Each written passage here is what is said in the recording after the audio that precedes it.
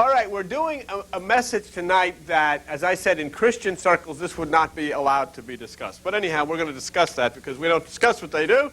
And it's called Judas Was Not a Bad Guy After All. Or was he? You have to make the decision about that. You have to see in your own mind, how the evidence lies. I mean, what you'd have to do is be a jury. See, pretend you're a jury, and you reach a conclusion. Was he? Did he do wrong or not? His name even has a meaning in Webster's. I mean, when you're bad, that's really bad. When your name has a meaning in Webster's dictionary, you're bad. In other words, that would be like saying, Al. You look up the word Al, my God, he's got a bad reputation. If you look up Webster's dictionary, I'm talking about you. If you look up in Webster's dictionary, the word Judas means traitor. That's what it says in Webster's dictionary. This guy, you talk about your name going down in history. How are you going to live that? And if you look up the word traitor, it says in Webster's dictionary, one who betrays under the guise of friendship. That's what a Judas is considered. And what we're going to look at Judas the man, which is interesting. But more importantly, we'll look at the Judas which is the part of you.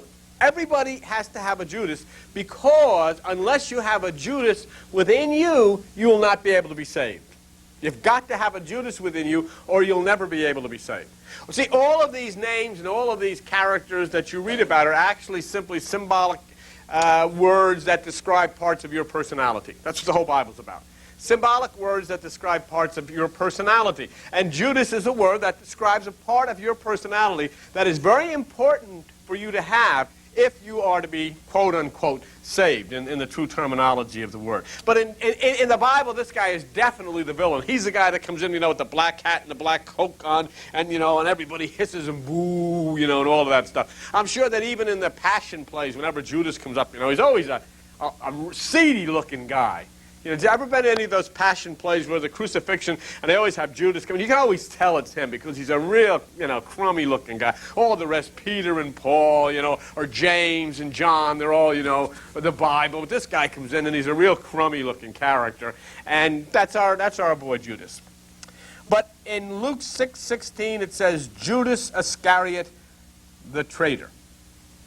And in Matthew 10:4, it says, Judas Iscariot, who betrayed him. So the Bible says he is the traitor who betrayed. Okay? But keep in mind now that without him in you, you will not escape from that which is the bondage of your own mind so that you can rise up into Christhood. You've got to have him in you, or else you're not going to make it. And that's what basically the story's about. Otherwise, what's the sense of it? It's a poor melodrama, in a book you read about. It has no meaning. Do they have to set this guy up? I mean, is this what the whole deal was? That there has to be a God somewhere that picked this poor schmuck to set up to be the egghead of the world forever? I mean, what a deal this is. What choice did he have? So let's take a look at it, The interesting thing about this guy is that he was given the most trustworthy position of all the disciples. This guy was the treasurer. He controlled the money. Okay, he was the treasurer. He controlled the money, which means that Jesus and the other disciples thought he was the most trustworthy person and could be depended on more than anybody else in the group. And I'm sure with Jesus being the head honcho, he approved and selected Judas as the most trustworthy person who would do what was in the interest of the group and in the interest of Jesus Christ. Don't let that get away from you. Because he was the treasurer. He's the guy that carried the money. He had control of it. And probably because he was the only one that had a brain in his head that could handle it. So he was probably not only the most intelligent, but the most trustworthy, and obviously selected by Jesus Christ himself. Don't let that one get away from you when you talk of the melodrama, the drama part of the story. But open up the Bible to page 103 in the New Testament. Go to the book of John. Okay? And if you go to the book of John and turn to John chapter 13, So we got this down pretty much. Judas is the traitor who betrayed Jesus, but he is also the treasurer of the group, which makes him an interesting character. But I want to outline some of the things in this little melodrama that are interesting, and let's take a look at it. But in John 13, go to verse 21. When Jesus had thus said, he was troubled in spirit and testified and said, verily. That word verily means I'm telling you the truth. I say unto you that one of you shall betray me. So Jesus is talking to the 12. One of you. So he specifically looks right at them and says, I'm telling you, as we're gathered here, one of you shall betray me. Okay, that's great. And then in verse 25, they say, Lord, who is it? So that's the second question. Who is it that's going to do this? One of you is going to do it. Now you're sitting around the table with him. Say you're sitting around the table with Jesus, and he says, man, I got some really rank news here. This is going south, and I'm really going to get blown away. And the terrible part about this is that one of you guys is going to do this. So you all look at each other. And one guy leans over and says, who is it? Who is it? Now, look at verse 26. He it is. In other words, it's the guy to whom I shall give a sop when I have dipped it. Okay? Fine. And when he dipped the sop, he gave it to Judas Iscariot, son of Simon. So, who is it? Jesus says, it's the one who I give, when I dip the sop, I give the sop. And he gives the sop to Judas. That's pretty clear, isn't it? Pretty clear as to what had happened. One of you is going to betray me. Who is it? It's the guy, when I dip the sop, I give the sop to, who is it? Judas. He gives the sop to Judas. Now, in verse 27, after the sop, Satan entered into him. Interesting. Not before. Not before. After. And that's very important. Satan was not in him. In other words, he didn't have this cornball idea before. Judas had no thought of doing this until Jesus gave him the sop. It says in there, after he got the sop, Satan entered. That means after this happened, he got the idea as what he was going to do. It wasn't a remotest thing in his mind before that. Remember that. And that's very, very important for you to see. It wasn't until after Jesus made his move, then Judas started conjuring up these ideas in his head. So who instigated the thing of Satan entering into Judas? Jesus. Because if Jesus hadn't given him the sop, according to the Bible, Satan wouldn't have entered into him. He would have had nothing to do with it. Okay? Wasn't before. And that's very, very important. So when you say Satan entered into him, it means confusion. All of a sudden, the ideas start entering into the lower mind of what I am to do. What should I do? Okay? And this is interesting. Jesus instigates this by giving him this little sop. When he gives him the sop, all of a sudden Judas gets this idea of what he's supposed to do. Now Jesus has got him, and what does Jesus say in the next verse, verse 27? Jesus said to him, what you're going to do quick. I don't want you wasting any time. I want this done now. I mean, he's giving him instructions. I mean, this is laid out. Here are your instructions. I want this done, and I want it done now. Get out of here and go do it. So, it wasn't that, you've got a plan and you're conjuring up this plan. It's when I push the button, one of you is going to react, and the only one whom I'm going to select is the one I can trust to do the job. And when that trusted one had been assigned the job, Jesus said, do it now. Do it quickly. Now this is the interesting part. Where did we start?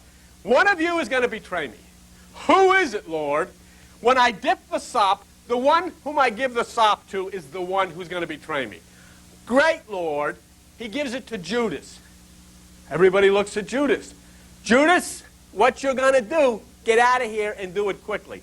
Take a look at this next line. This is a beaut, all right? Verse 28. No man at the table knew for what intent he had spoken. In other words, they didn't understand.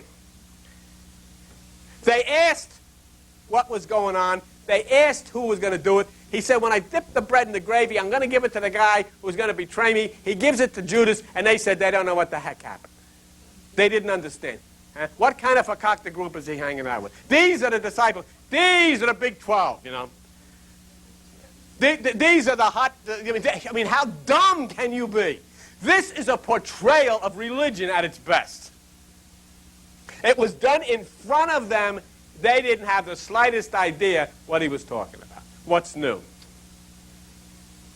And this is the beautiful part. Look at 29. Some of them thought because Judas had the bag, that means the money, that Jesus had said unto him, buy those things that you have need of so that you can give something to the poor. Where did that come into here? Where in the world would they get the idea? He just got telling them, I'm going to dip the sop, I'm going to give it to the sap with the sop, and this is the guy that's going to be the sap that's going to take the sop, that's going to screw up the whole thing. And what do they say? Oh, I thought you were giving him, so he was going to get money for the poor. This is what you're dealing with. These are the saints of the church. These are the great disciples of Christendom whom you're following over every hill and dale, trying to find your salvation. What a dumb bunch. See, did you read it? Did you follow this? Even you knew what the heck he was talking about. They didn't know what he was talking about. They had no idea. So here then we have the most trusted guy who controls the funds, takes it upon himself to do the business. He's pointed out as the traitor. He said, here it is, and it goes right over their head. They don't have any idea. Here they're standing there, right? What did you see this? What happened? I don't know. What? He gave the sop? What? Where's he going? To feed the poor? What? He said somebody's going to betray him. I don't know from this. What, who? What does he mean? What? Who knows? Fakakta with this, let's go home. I don't know already. I'm sick of the whole thing. I don't want to be involved. What? Where did Judas go? He went out with the sop. He's the sap with the sop, and that's the end of that. So now what are we dealing with here? An absolute bunch of confusion of people who are told by Jesus Christ exactly what is going to happen and who totally pay no attention to it. Here you have the dawning of Christianity. Because you got some real winners here. These are the guys that are writing the book that you're following. Okay. And this is not only the book you're following, you're putting it under your arm and you're kissing it. And you're putting your hand on swearing oaths on this fakakta bunch that had no idea what the heck Jesus was talking about. And they're telling you what to do. And you go into the church and this is the Bible. It's like, you know, they just investigated the heads of people. They investigated dead people's brains. They find out that homosexuals have a different brain circuitry than heterosexuals, and so they're coming up with the conclusion that homosexuals are born that way. Well, Jerry Falwell was on television last night, said, me and the other Christians will not believe that. He should have been there at the sop because he's the sap with the sop. He should have been sitting there, and the same thing, he didn't understand nothing. He'll never understand. He'll never, ever, ever, ever change from what he believes because his belief comes totally from man and from tradition. He had no idea what Jesus was talking about, no idea what God is talking about. Do you know something? There is not one mention anywhere in the Bible of Judas trying to make a name for himself or being a selfish man. In fact, I'll show you something. Go to page 21 in the book of Matthew in the New Testament. Page 21, the book of Matthew. And go to Matthew chapter 20. Okay. Matthew chapter 20 and verse 20. You with me? Okay. And then came to Jesus, the mother of Zebedee's children with their sons worshiping him and desiring a certain thing of him. In other words, they want a favor. The mother wants a favor.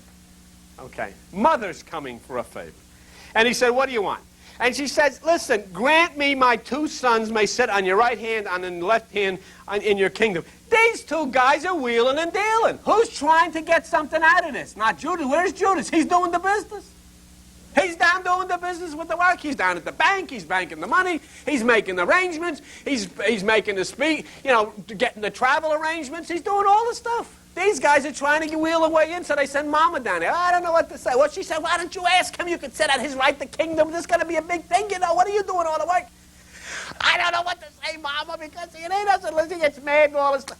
I'll go down already. She goes down and she's telling him this. Listen, I want Jacob to sit here. I want John over here. He's going to sit there. We're going to have a great time with the bar mitzvah. The whole thing. There goes it. I'm getting in a good mood because I have to go to work tomorrow. And so what happens? She goes. So these guys, wouldn't these be the kind of guys you would think? These were the guys that would sell you out? Sure, these are the guys that would say. The other guy's working. He's doing the work. Now go back to John. Page 103. John chapter 13. It is great. You can really get into this. Look what you're doing here in the basement here. You are revolutionizing this story. Nobody has ever in the history of your brain ever told you this before. And it's a revolutionary approach to the story. And yet everything in there, you sat through the drama just a minute ago, through this bunch sitting in there. You saw Jesus specifically say how he was going to identify the guy, and you saw that his band of cutthroats hadn't the slightest idea what the heck he was talking about. You saw it with your own eyes. And you just saw James and John were the two guys that were trying to wheel and deal for themselves. Now listen, I want to show you something. John chapter 13, page 103 in your little Bible. John chapter 13, verse 26, where we were before. Look what Jesus says. Who is it that's gone? It is the one whom I shall give a sop when I have dipped it. So let's take a look at that, dipping the sop. You do it all the time. You don't use that word, but you got a little gravy, you dip the bread in the gravy, you dip a roll in the gravy. That was called dipping the sop. The bread, once it had consumed the gravy, is called sop. So now you know. Jesus points out, it is the one to whom I shall give the sop. Now look what it says there. Verse 27. When, after the sop entered him, verse 26, and when he had dipped the sop, he gave it to Judas. And he says, what you do quickly. Now let me ask you a question. You're the jury here, right? You're the jury. Why didn't Jesus simply say, when they said, who is it, why didn't he point out and says, it's Joe? When they said, who did it, why didn't he say, you see the young fellow there in the green shirt, Al? It's him. What is it with the sop, the sap, the dip, the sop, the gravy? Why do you have to go through theatrics in order to identify somebody? Didn't want. Okay. He didn't want to waste food. He should be with the 12. We'd follow him. He'd be the next saint. Matthew, Mark, Luke, and John. But I ask you this because you're supposed to think of this. You right away should see something. Wait a minute here. He could have went right up and said, see, sitting right there, that's the one with the white shirt on. Yeah, see how guilty you got? All of a sudden you put your hand down. You had to. Why didn't he simply say that? Why didn't he say, look, you want to know who it is? It's Judas. He didn't do that. He says, I'm going to dip the sop, and the sop, when I give it to that person, he's the one. Here's the thing. And here's the thing that nobody, Jerry Falwell, Billy Graham, whoever, nobody has ever mentioned this. Nobody in the history of your Bibles, nobody in the history of television has ever mentioned this. Why did Jesus dip the sop? Let's look. Let's take a look at Webster. Because you get a Webster's dictionary, you hear that are in the audience, you hear that are on television, get a Webster's dictionary and look it up. Sop, a piece of food dipped in a liquid. Okay, we know that. Piece of food dipped in a liquid, no problem with that. But there's another meaning. Okay, here it is. A conciliatory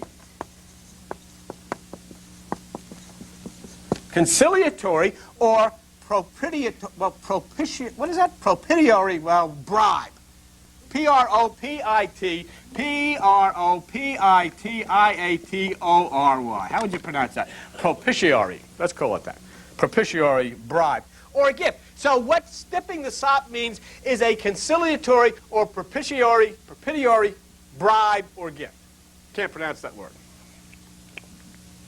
Let's go a little further with this. Let's take these two words, conciliatory, and look it over. Conciliatory means to win over. To win over.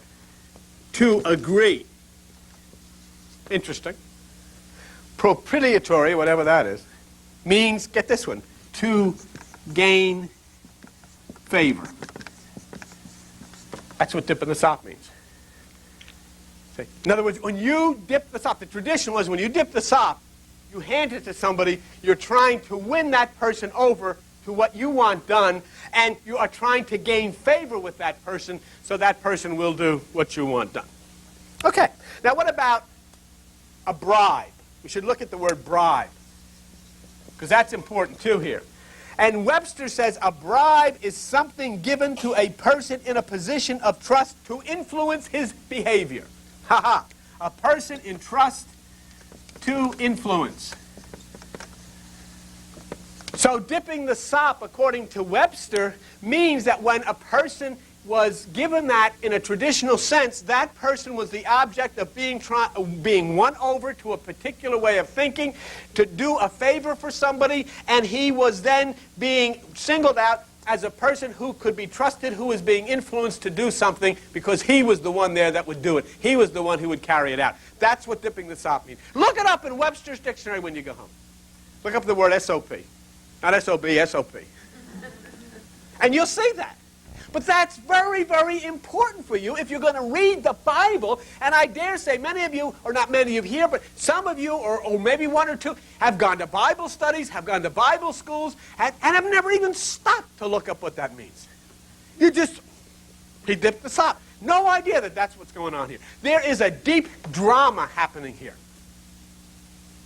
And it is between Jesus and Judas. And Jesus is looking around at these characters in it, but there was one person that could carry out this drama, and one person that he could dip the sop to win over, to do what had to be done, to gain favor with that person, and to influence somebody who he could trust to do the job, and it was Judas. In other words, dip the sop wouldn't be in the Bible. Dip the sop is in the Bible because you're supposed to find out why he did it. And all of your Bible scholars and all of your evangelists have never explained to you why he did it. Never once did they ever point out to you why he did it. And I'm telling you tonight why he did it. And if you want to confirm it, you don't have to go to a holy book, you don't have to go to a church, you go home and you pick up Webster's dictionary and you look at it.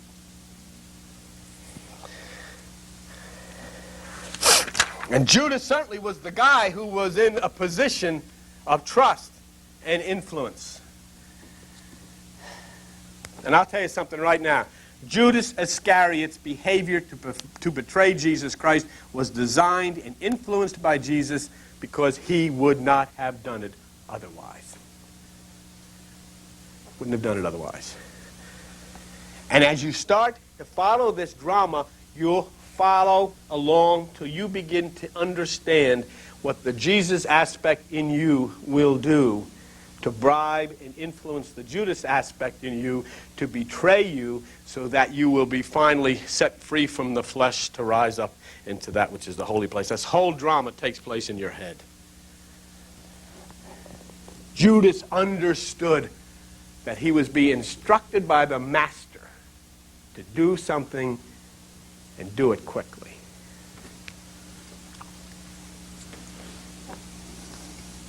Do you know what this means? Do you know what this means?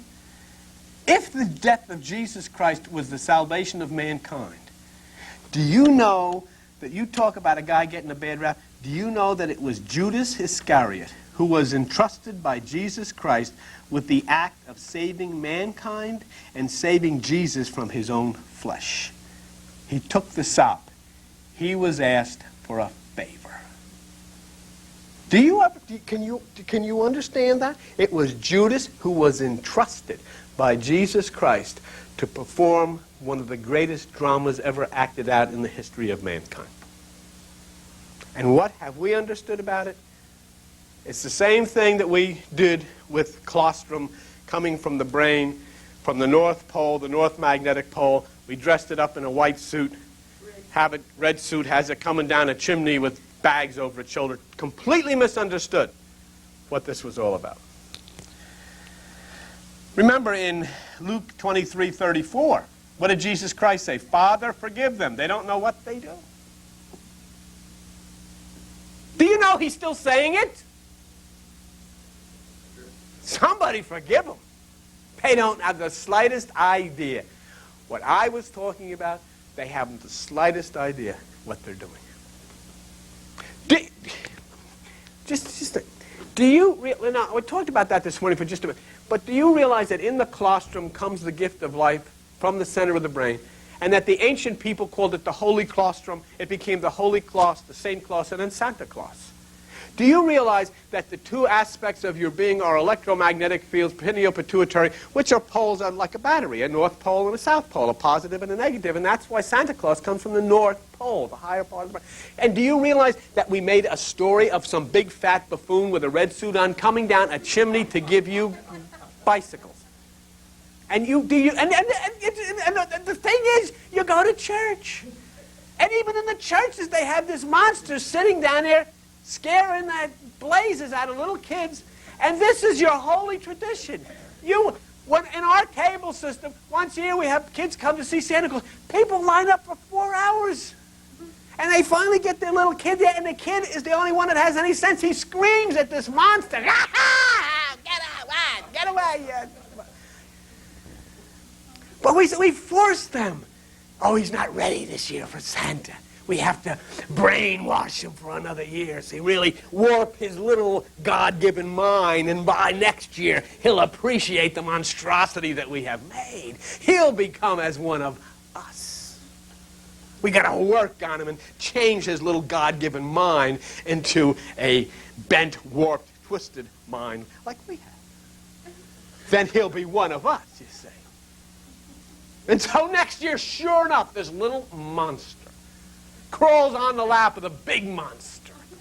And now he's been thoroughly conditioned by us. And he doesn't scream anymore. In fact, he says, "I want this, and I want that, and I want that, and I want that."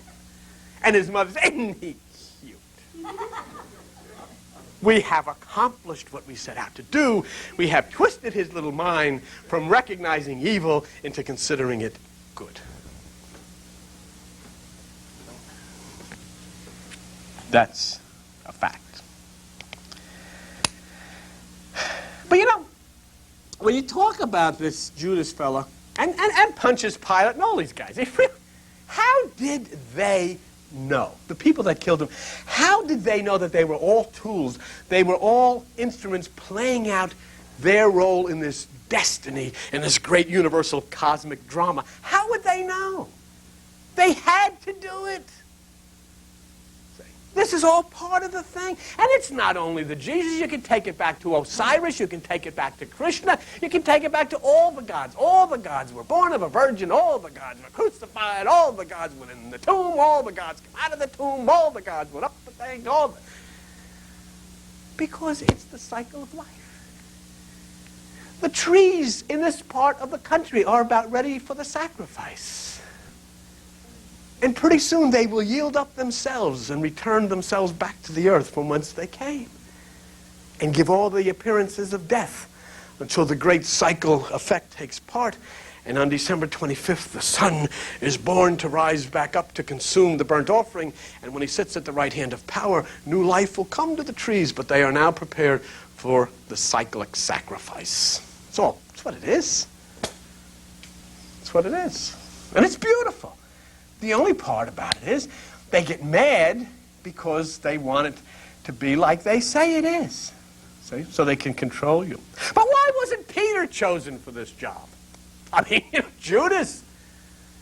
Jesus called Peter Satan. "Get behind me, Satan. You twerp. Get out of here." What was this guy doing? He was down here telling some little broad, "Yeah, I don't know him, but hey, I don't know from this guy nothing." What? What are you telling me? What? Didn't I see you with him? Me? You think I'd hang around with this guy? This guy's a revolutionary, rebel-rouser. What? He's Albie Hoffman. I don't hang around. I'm a conservative. I voted for Barry Goldwater. I don't know from this guy for cock to nothing. I don't know. That's what's Peter. I'm telling you, this is what happened. It happens in your book. Little girls coming up to him and saying, "Didn't we see you?" "Not me." Do you think I would hang around with that? Why not Thomas? There was another guy, totally weak. "I'm not believing nothing. I didn't see it. I don't want to hear from this. No, it's a lot of lie. What? Who told you this? Some woman. Don't. I don't want to hear this. Please, what's this? Who are you? What? What are you bleeding? What's this with your hands and everything? What? Here why not pick this guy? There was only one guy in that mob that wrote all of these Bible stories. Is the one guy he could trust is the guy that never wrote a Bible story. Do you hear what I said? Write that one down. I'm telling you. Thank you. The one guy he could trust is the guy who never wrote a Bible story. Even I was laughing at that one. Write that one down, Joan. Joan's got that on our little top hits. That ought to go over. But Judas was chosen for the job the same reason that Saul was chosen to be Paul. He was trustworthy and he was tough. He wasn't weak. He could finish the job. He could do the job. But see, there was a thing here. If you look at the story and you look at analyzing Judas, he misunderstood Jesus' kingdom in the same way that Christians misunderstood. Judas believed what Christianity believes, and that was that Jesus was going to set up a kingdom on the earth. That's the basis of Christianity, and that's what Judas believed. He said, and this is exactly what he believed, that Jesus was assigning him to go and betray him to the system so that Jesus then could exercise his power to overthrow the system. And then Jesus would set up his kingdom on earth. Get this done quickly. And Judas said to himself, wow, pick me, man. This is it. This is it. I go out, I do this, and he gets surrounded, pulls some of his hot magic of his, man, and we take over the world. System, your time is over. This is a new age. Huh? You talk about the gang of 8 in Russia. This was the gang of 12. And here was Judas. Wow, Jesus is going to take over. At the end of these guys, we're going to throw them all out. All right, I'm on my way. Well, guess what happened? We had a malfunction, and right in the middle of our message about Judas wasn't a bad guy after all, so we had to come back to the studio to finish up this message for you. But, you know, it gives me an opportunity to do something. And a lot of you folks that are around along the network haven't seen Prissy in a long time, unless you've seen some of the, you know, those A, B, C, and D tapes. But other than that, you don't get a chance to see the old girl. She's put on so much weight. Priss, there's a bunch of people on the network. Do you want to say hello? Yes. You glad to see everybody? What do you think of Frank? Well, anyhow, but you know, there's a lot of. No, wait. There's a lot of people out here who haven't seen you for a long time. She's not in the mood today, folks. But Prissy sends her love. There you go. Send your love. But we were doing the program about Judas, and something went wrong with the tape machine. So I said, well, we have to get back to the studio and continue it. And so let's just pick up from there, okay? And then there'll be another program on after this one. And I just appreciate having you on the network and putting up with this. But let's get back to that point where we were, where Judas believed really what Christians believe today. In other words, that Jesus was going to set up a physical kingdom on the earth. And, you know, he says, hey, let me go do it. You know, I'm picked out to do this. This is a big deal. But you say, well, you know, where would he get off of thinking such a thing? Well, if you remember in the Bible, that thought also entered into Jesus' head. If you look in Matthew chapter 4 and verse 8, what does it say there? Matthew chapter 4, verse 8. It said, and the devil takes him up into an exceeding high mountain and shows him all the kingdoms of the world and the glory of them. Well, what that's saying to you is that the devil taking him up to a high mountain means his ego got the best of him. He was thinking he was a big shot. So that's what that's trying to tell you. And he thought of all the kingdoms of the world. In other words, his mind started focusing on what he could get. His mind started focusing on, hey, wait a minute, I don't really need this. You know, I can do better on the outside than I can on the inside. And so he had at one time, according to scriptures and according to the story, had some ideas of a material kingdom. So it wasn't out of line that Judas might have thought that. So Judas obviously thought that he was helping Jesus to put into motion this power that would overthrow the law, you know, the government, and set up his physical kingdom on earth. And you know, you can't blame Judas for that. simply because it's exactly what all the Christians believe today. They never think of a spiritual kingdom. They don't understand that Jesus was talking about a spiritual kingdom, not a physical kingdom, see? But what Judas figured was this would force Jesus' hand. And I mean, Jesus had set this all up with the passing the sop and all this business, that Jesus had set all of this up so that he could demonstrate his power and set up his kingdom on the earth. Now, remember the 30 pieces of silver. That's a small amount. Actually, what that represents is the 30 degrees in the constellation Scorpio. But we'll talk to you about that another time. But that's what that is. That's zodiacal. The 30 pieces of silver comes out of Zechariah, and it symbolizes the 30 degrees in the constellation Scorpio. So Judas wound up then totally misunderstanding Jesus' purpose. And his plan failed, even though he thought that he had Jesus' permission. This guy really took a bum rap, you know. But did his plan fail? How else could the great demonstration be fulfilled in this story unless someone or something inside of you plays the role to betray the flesh and set you free? There's got to be something that pushes you over the brink, that says, I'm turning off to this, and I'm giving myself up. I'm sacrificing myself so I can raise myself out of this existence and up into the higher realms. And you can sometimes go back into the book of Genesis. In Genesis 45, do you remember the story of Joseph and the amazing colored coat and all of this kind of business? Well, Joseph talked to his brothers that had sold him into slavery. Remember? Oh, there was about 10 brothers, and they dumped him, and they thought they were really getting rid of him. Well, they came back and apologized because now Joseph is a big shot. And they're coming back trying to get a deal out of Joseph. And they come back and they apologize. Oh, we're sorry that we sold you into slavery. But in Genesis 45:8, it says, it was not you that sent me, but God. In other words, Joseph says, you may have intended it for evil, but God intended it for good. In other words, nature intervened in this thing. So, I mean, surely Judas misread this thing about the kingdom. He totally misunderstood it. But if you read in Matthew 27:5, you'll find that Judas came back, took the 30 pieces of silver, threw it back, and hung himself. Now that hardly sounds like a guy who was a traitor. I mean, this guy was really broken by the mere thought that, oh, brother, did I screw this up? I thought, you know, he didn't know that according to the divine plan acting out in this myth, he didn't know that he was the principal mover of universal salvation. He had no idea that. All he figured, he was a traitor. And of course, Christianity has treated the guy as a traitor, which of course he wasn't at all. Say. And it certainly doesn't sound like a traitor would kill himself because what he wanted to have happen happened for, you know, $30.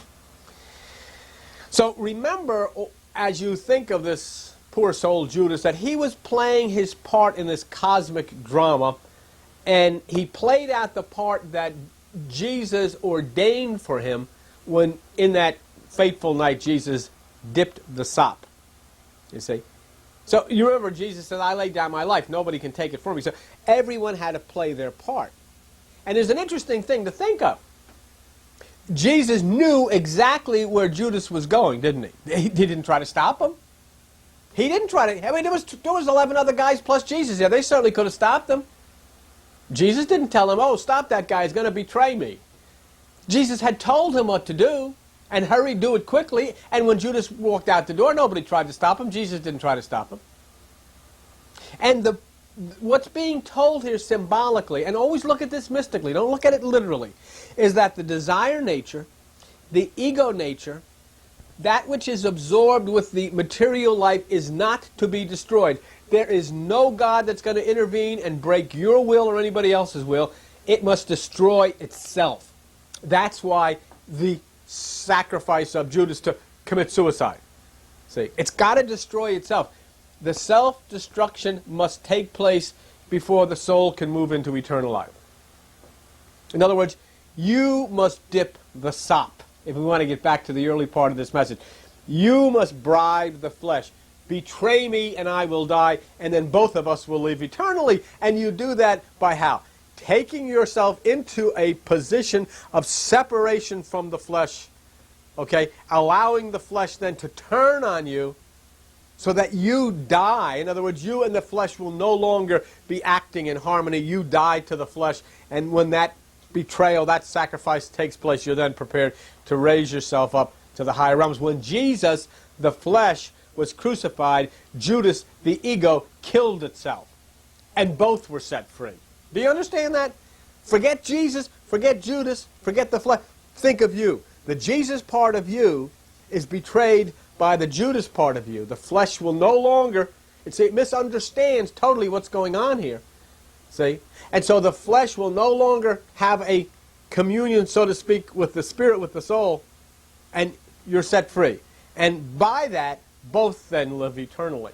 And I don't mean the flesh, the physical flesh lives eternally. I mean that which is the lower instincts, because they will be renewed. So try to understand Judas in yourself. See how important the Judas nature is in you. Give it permission to betray you, just as Jesus did. Say, go and do what you do quickly. So the system will kill you from them and set you free to God. And the system will, but I'm telling you, as soon as you move on bringing yourself together with that inner realm, as soon as you move to sacrifice your ego in meditation, the system will destroy you. The system will accommodate you. They'll crucify you. Because they'll call you a cult, they'll call you a bum, they'll call you all kinds of words, and they'll kick you out from amongst their precious, sanctified few. And you'll be set free to raise yourself up. So, as we've seen in this message, and I'm sorry it was interrupted, but as we see in this message, Judas wasn't a bad guy after all. Okay? Christian